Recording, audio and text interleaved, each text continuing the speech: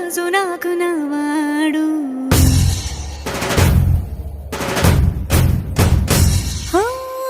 మాట పెడుసైనా మనసులో వెన్న రాయిలా ఉన్నవాడిలోన దేవుడెవరికి తెలుసును నాకన్నా సూసేకి అగ్గిరవ్వ మాదిరే ఉంటాడే నా